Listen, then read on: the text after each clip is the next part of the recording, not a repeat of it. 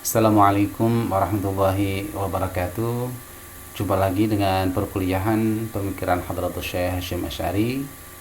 Hari ini adalah pertemuan yang ketiga perkuliahan yang telah kita laksanakan 2 pekan yang lalu. Hari ini pekan ketiga. Semoga para mahasiswa selalu sehat, selalu ceria, selalu berbahagia, bergembira, dan bisa menularkan kebahagiaan, kegembiraan, dan semangat untuk mempraktekkan amaliyah santri, amaliyah pesantren kepada orang-orang di sekitarnya. Baik, mari kita buka perkuliahan kita dengan membaca doa. Kita bermohon kepada Allah semoga perkuliahan kita diberikan kelancaran. Ala hadihin ya hali kulli nitan salihah wa ala ma nawina wa ala ma nawa salafus salihin wa ala ma nawa hadratus syekh Hasyim Asy'ari syai'ul lillahi lana lakum lahum al-fatihah. A'udzu billahi minasyaitonir rajim. Bismillahirrahmanirrahim. Alhamdulillahi rabbil alamin arrahmanir rahim maliki yaumiddin iyyaka na'budu wa iyyaka nasta'in ihdinas siratal mustaqim siratal ladzina an'amta 'alaihim ghairil maghdubi 'alaihim waladdallin. Amin. Baik para mahasiswa, pada pertemuan ketiga ini kita akan melanjutkan diskusi kita yang mana yang pekan lalu kita sudah membahas tentang pendidikan pesantren ya, hakikat pendidikan pendidikan karakter ya, hakikat pendidikan pesantren ya.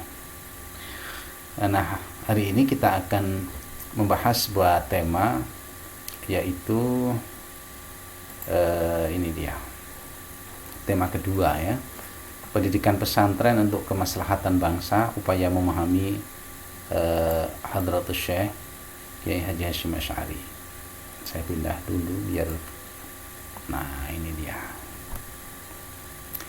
Baik, nah ini sudah di kanan saya ini ada tulisan. Baik,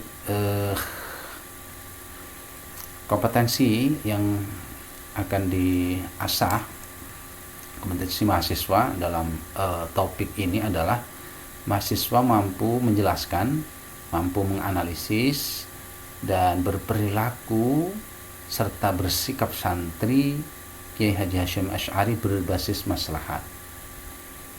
Nah, kompetensi ini mencakup pola pikir, kemudian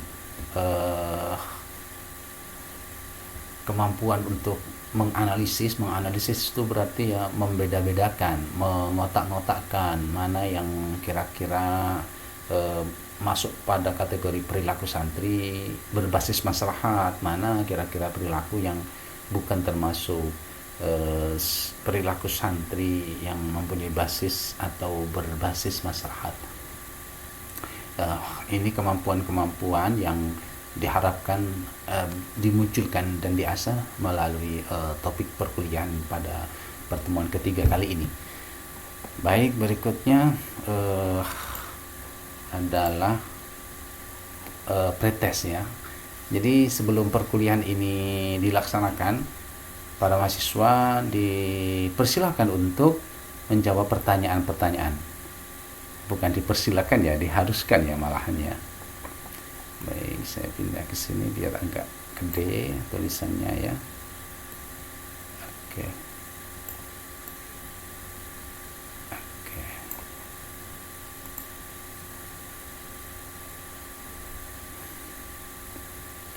Baik, selanjutnya adalah pretest. Apa saja pertanyaan? Pertanyaan pertama itu adalah jelaskan apa yang disebut dengan maslahat, karena kita akan berusaha untuk mempraktekkan perilaku maslahat maupun mengambil keputusan yang berbasis maslahat, maka kita harus paham dulu apa itu maslahat ya. Yang kedua adalah berilah contoh penetapan keputusan, bukan keutusan ya, ini kurang ketik ya. Beri contoh penetapan keputusan dengan mempertimbangkan maslahat.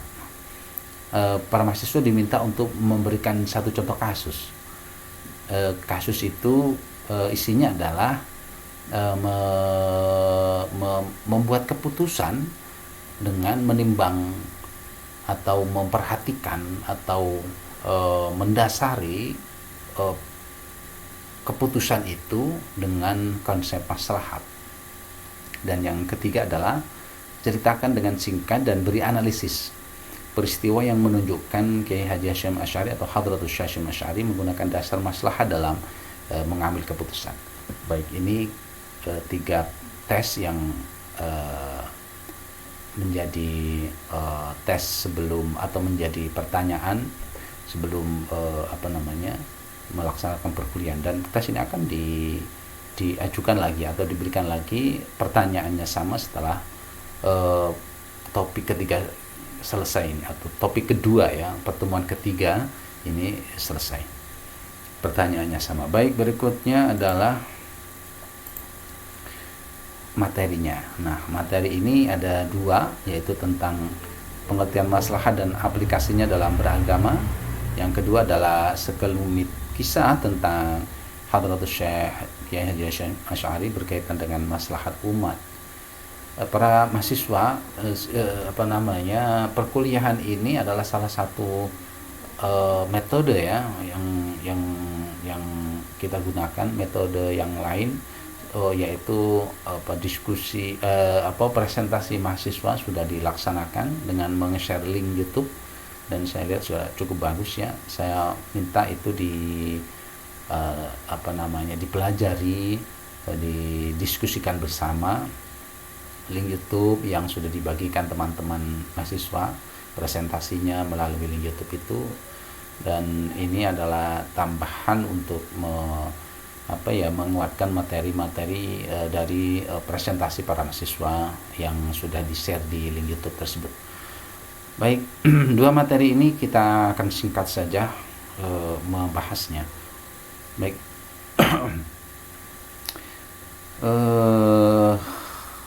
Berikutnya adalah tentang maslahat ya.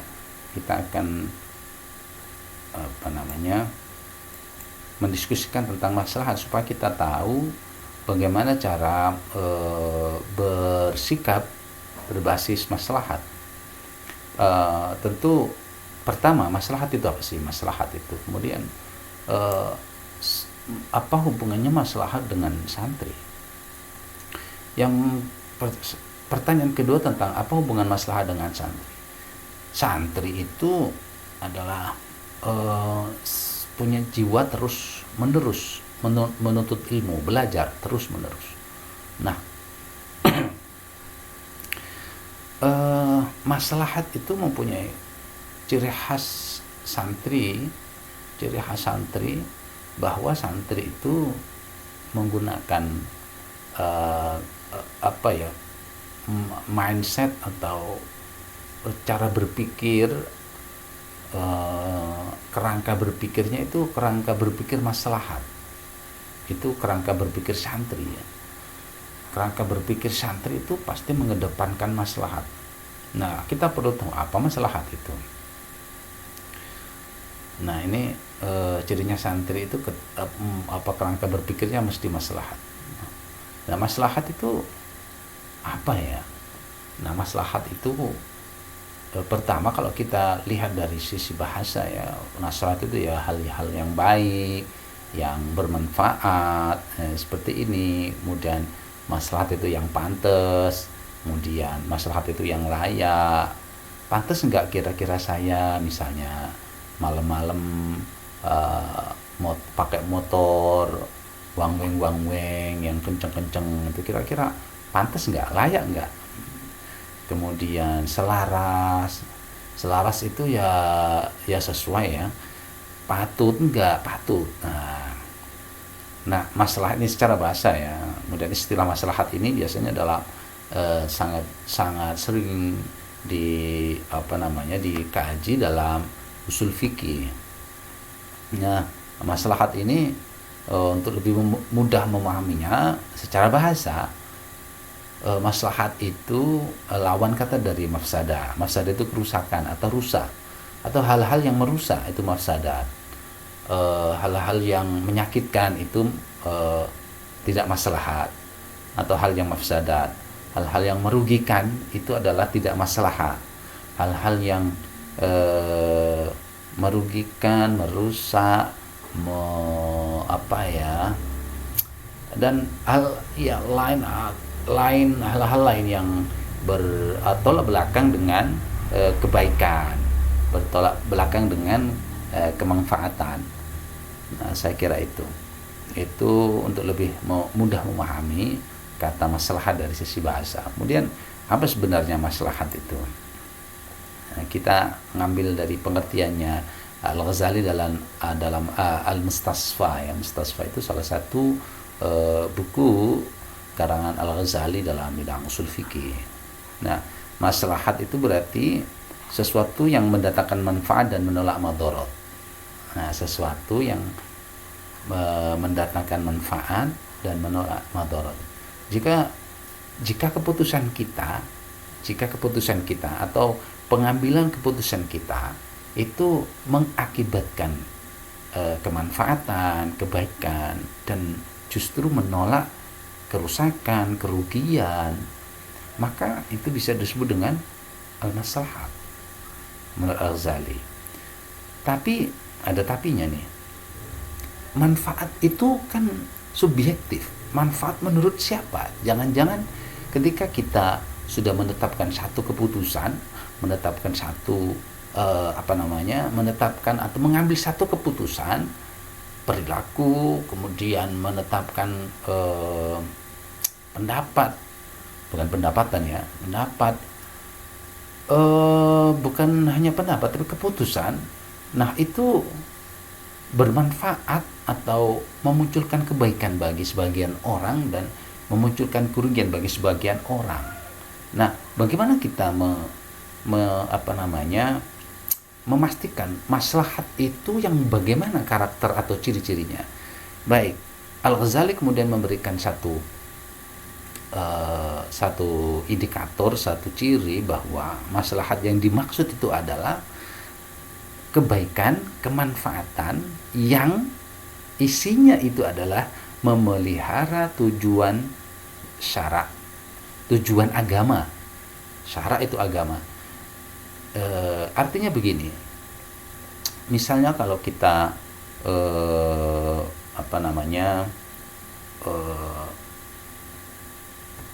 ada satu pembangunan jalan misalnya yang kemudian itu mengakibatkan kemacetan yang orang tidak bisa, di mana jalan itu satu-satunya akses untuk menuju masjid misalnya. Terus kita dimintai bantuan untuk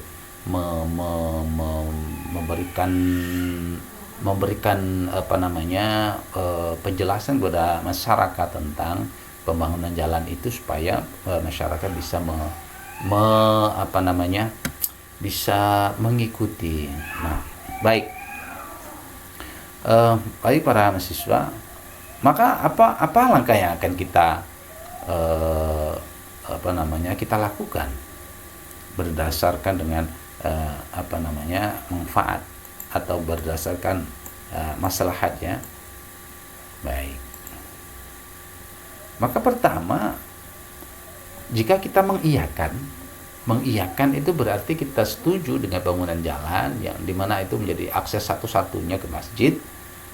Apakah itu akan memberikan atau memunculkan atau mengakibatkan keberlangsungan proses penegakan agama, proses sholat, proses taklim, proses ngaji di masjid itu menjadi macet.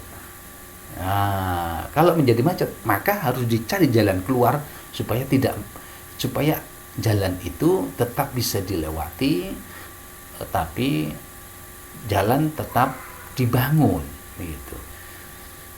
Saya kira itu ya. Itu pertimbangannya adalah pertimbangan memelihara tujuan syara atau tujuan agama gitu. Kemudian tujuan agama itu apa saja? Yang pertama adalah maksudnya kemanfaatan, kemudian kemaslahatan, kebaikan-kebaikan. Yang dimaksud oleh agama itu apa? Yang dimaksud dalam Islam kebaikan itu apa? Yang pertama itu adalah kebaikan dalam hifdzun nafas, yaitu kebaikan untuk menjaga jiwa. Jadi ketika kita menetapkan satu keputusan, kita mengambil satu tindakan, maka jangan sampai itu mengakibatkan orang meninggal dunia. Karena agama atau agama Islam ini memberikan tujuan kebaikan, yaitu yang pertama, hierarki pertama itu adalah hifdzun nafas, itu menjaga jiwa yang dimaksud di sini adalah nyawa. Baik, yang kedua adalah menjaga kebaikan dan menolak keburukan, kerugian, kemudian keburukan, kemadaratan, menolak kemadaratan dalam hal agama. Artinya apa? Kebaikan-kebaikan agama, semakin agama itu amaliyah agama bisa semakin dipraktekkan, bisa semakin ramai dilaksanakan bareng-bareng, kemudian semakin banyak taklim, semakin banyak ngaji, semakin di mana-mana merebak, itu malah bagus itu ya. Yang penting tidak mendatangkan madarat. Maka nanti akan dipilah-pilah. Ada kebaikan-kebaikan itu yang bersifat daruriyah, harus bersifat harus. Kemudian ada kebaikan-kebaikan itu yang bersifat tidak harus, dan ada kebaikan-kebaikan itu yang sifatnya itu adalah hanya untuk menghiasi saja ya. Baik, itu yang kedua. Yang ketiga adalah menjaga kebaikan dalam hal akal atau hifdzul aql. Dan artinya ketika kita menetapkan satu keputusan, jangan sampai, atau menetapkan satu tindakan, maka jangan sampai tindakan kita, keputusan kita itu mengakibatkan rusaknya akal atau kerugian dalam hal akal. Akal itu cara berpikir, kemudian cara berpikir ya, atau kesadaran tentang berpikir. Kemudian keturunan atau hifdzun nasl, yang keempat, hifdzun nasl artinya tindakan kita, keputusan kita itu tidak boleh merugikan keturunan, atau maksudnya keturunan begini, tidak boleh merugikan hal-hal yang menyebabkan bisa mempunyai keturunan ya. Misalnya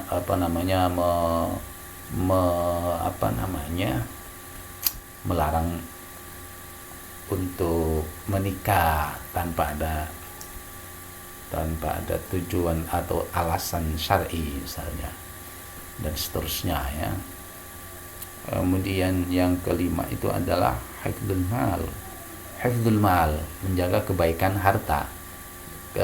Artinya keputusan-keputusan kita atau tindakan-tindakan kita jangan sampai mengakibatkan kerugian pada harta orang lain.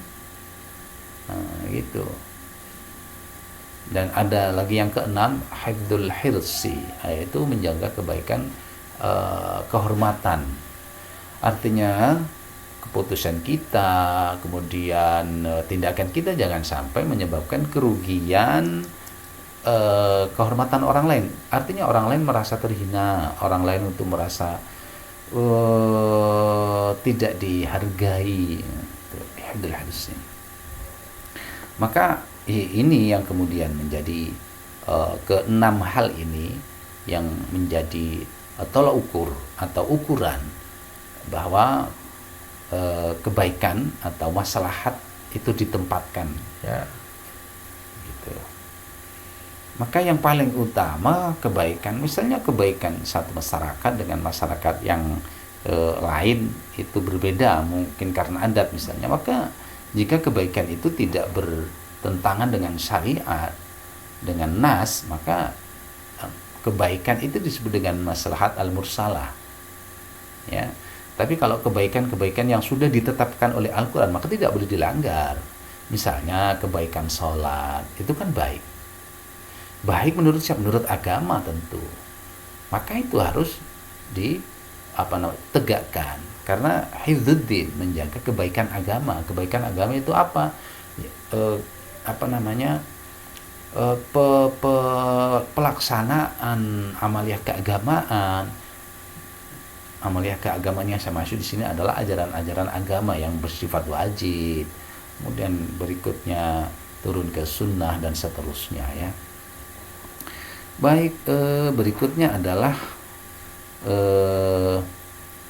ukuran kebaikan tadi itu, ya, 6 hal itu yang kemudian tidak, jika itu berbeda antara satu komunitas atau satu masyarakat sosial dengan masyarakat yang lain, maka yang menjadi tolak ukur itu adalah agama.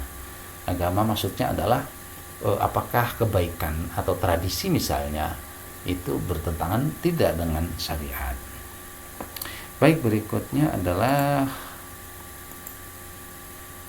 ini yang saya sebut dengan maslahat mursalah, ya.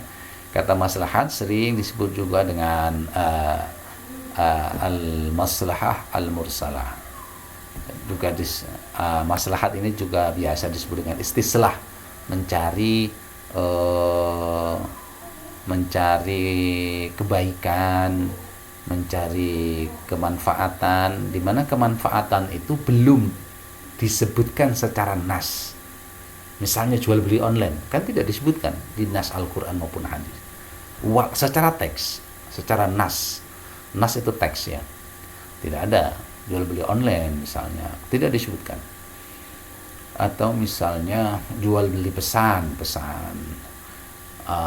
Kalau pesan ada, ya, dalam teks hadis. Kemudian misalnya lagi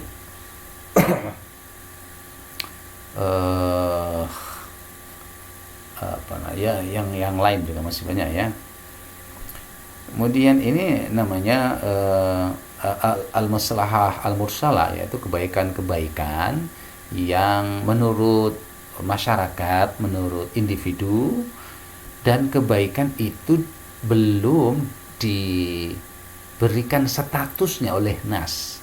Artinya nas tidak menetapkan itu, ya. Tapi kalau itu dikerjakan, sesuatu itu dikerjakan, maka ada mendatangkan kemanfaatan, kebaikan. Oke, selanjutnya adalah, ini tadi saya mau menjelaskan ada lima hal pokok atau dasar dari maslahat itu adalah hifdzul nafas, menjaga jiwa, menjaga nyawa, menjaga diri atau nyawa atau kehidupan. Kemudian menjaga hifdzuddin, menjaga agama, kemudian menjaga akal atau hifdzul aql, kemudian menjaga keturunan, kemudian menjaga harta, dan ditambah satu lagi hifdzul hirzi. Baik, berikutnya adalah dari kelima tersebut, dari kelima usulul khamsah tersebut, ya, aplikasinya kebaikan-kebaikan yang atau maslahat-maslahat itu dikategorisasikan pada 3 tingkatan. Yang pertama adalah daruriyat itu yang pasti, ya. Pasti itu maksudnya jika kebaikan itu ditinggalkan, maka akan membahayakan kehidupan, maka akan membahayakan nyawa, maka namanya daruriyat. Jika tidak melaksanakan itu maka dia mati, pasti. Jika dia tidak melaksanakan itu maka dia tidak bisa menegakkan agama, mengamalkan agama, begitu. Oke. Kemudian hajat itu adalah tingkatan di mana satu kebaikan itu bukan sesuatu yang harus, ya, bukan sesuatu yang harus. Oke. Kemudian yang ketiga, tahsiniyat itu adalah satu kebaikan itu hanya bersifat tambahan saja. Jika tidak melakukan itu ya tidak apa-apa sih, tidak apa-apa, tidak ada yang kurang maksudnya. Nah, ini yang terakhir tentang kisah Hadratus Syekh dalam menggunakan maslahat sebagai dasar pijakan. Kisah Hadratus Syekh dalam menggunakan maslahat sebagai dasar kebijakan atau tindakannya. Ini bisa kita lihat di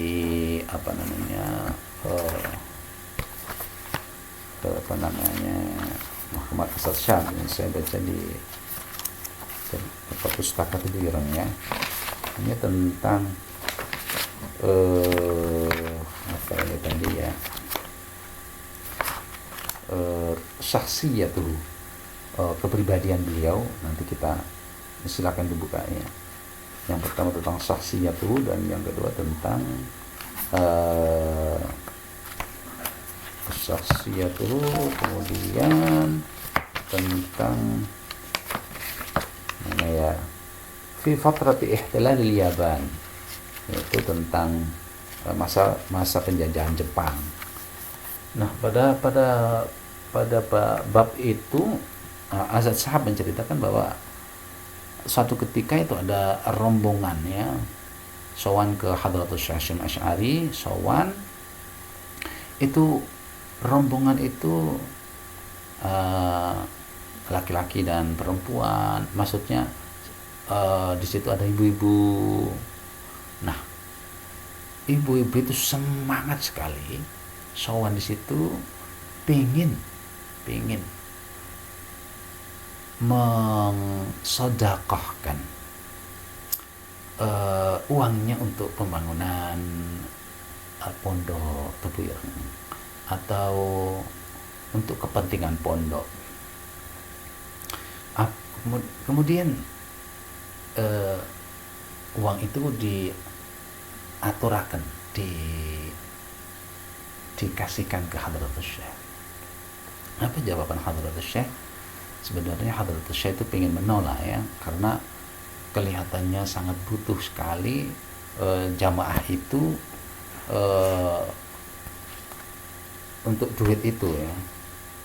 Duit itu sangat dibutuhkan sekali oleh ibu-ibu itu, ya, oleh ibu-ibu itu, ya. Nah, tapi apa yang dilakukan oleh Hadratus Syekh? Beliau tidak menolaknya, diterima, ya, diterima. Tapi apa? Diterima tapi apa? Ya, diterima tapi setelah itu beliau ngendikan. Nah, saya mengutip dari sini, ya. Ini dia, mana ini, ya? Nah, ini dia.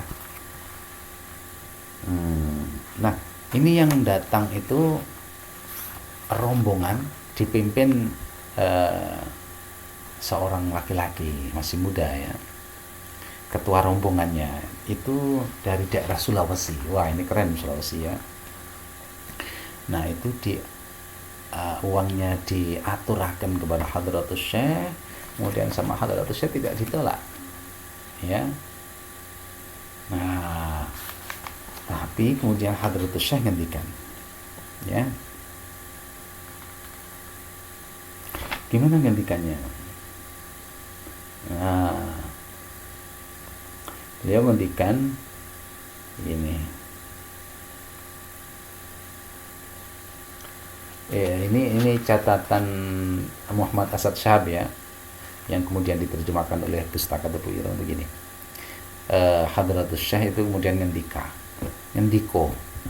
Isinya apa? Sekarang sakniki giliran kula nyerahaken yatra menika dumateng panjenengan sedaya kagem bangun madrasah didik putra putri muslimah sedaya supaya dadosa putra putri ingkang nggadhahi uswah ingkang sae, nggadhahi akhlakul karimah, manfaat kangge nusa bangsa negara agami. Ini sekarang giliran saya menyerahkan sejumlah uang ini kepada panjenengan semua agar panjenengan semua membangun madrasah untuk mendidik putra putri muslimah agar menjadi wanita-wanita yang teladan, baik dan bermanfaat bagi negara, bangsa dan agama. Nah, artinya Hadratus Syekh itu menggunakan konsep maslahat, hal maslahat dalam menyampaikan pesannya, tidak menolak serta merta, tidak, diterima dulu, kemudian pemberiannya itu, sedekahnya itu, kemudian beliau ngendikan yang cocok, yang enak, yang tidak menyakitkan hati ya. Begitu. Itu yang pertama. Yang kedua, Hadratus Syekh pada masa penjajahan Jepang, beliau ditahan oleh Jepang kurang lebih 6 bulan atau 8 bulan ya. Nah, dalam penjara itu Hadratus Syekh ditawari untuk menjadi ketua di bidang keagamaan, bentukan Jepang tentunya. Artinya Jepang itu memberikan satu posisi penting dalam pemerintahan, yang nanti pemerintahan itu akan disetir oleh Jepang. Nah, apa yang diambil putusan oleh Hadratus Syekh? Beliau menolak. Alasannya, kalau saya mengambil ini, bagaimana semangat para pejuang? Nah, maka mereka akan kehilangan semangat untuk semangat berjuang merebut kemerdekaan. Maka kemaslahatan yang lebih luas, kemaslahatan yang atau kebaikan-kebaikan yang lebih bisa dirasakan oleh orang banyak ya, itu yang diambil oleh Hadratus Syekh. Ini salah satu contoh ya, ini upaya kita memahami. Kalau mungkin para mahasiswa atau teman-teman yang lain mempunyai pandangan yang berbeda, dipersilahkan ya. Baik, saya kira itu untuk materi kita hari ini. Kita akan melanjutkan diskusi ini pada pertemuan online tatap muka pada pekan ketiga atau pertemuan ketiga ya. Baik, kesimpulan kita pada pertemuan kali ini adalah yang pertama, maslahat itu adalah hal-hal yang baik menurut syariat, hal-hal yang mendatangkan kemanfaatan, dan hal-hal yang menolak keburukan, menolak kerusakan, menolak kemadharatan. Ukuran madharat, ukuran manfaat itu adalah satu, agama, dan yang kedua adalah manfaat itu manfaat untuk kehidupan, keberlangsungan hidup, tidak mematikan orang, dan seterusnya. Manfaat itu adalah menjaga keberlangsungan amaliyah agama, tidak mematikan amaliyah agama. Kebaikan itu adalah menjaga harta supaya tidak dirampas, tidak dimakan secara batil. Kebaikan itu adalah menjaga keturunan, artinya hal-hal yang bersifat baik untuk melanjutkan keturunan, itulah kebaikan, dan menolak segala hal yang buruk dalam melanggengkan keturunan, bukan melanggengkan ya, meneruskan keturunan. Dan kemudian akal dulu baru keturunan ya. Kemudian menjaga akal, yaitu hal kita menjadikan dasar pijakan hal-hal yang memunculkan, mengakibatkan baiknya akal, bagusnya akal itu berpikir ya, kesadaran untuk berpikir, dan menolak hal-hal yang merusak akal, hal-hal yang merusak cara berpikir. Dan itu kemudian yang terakhir tadi hifdzun nasl sudah, kemudian yang terakhir adalah menjaga kehormatan atau hifdzul hirsi, yaitu kebaikan-kebaikan yang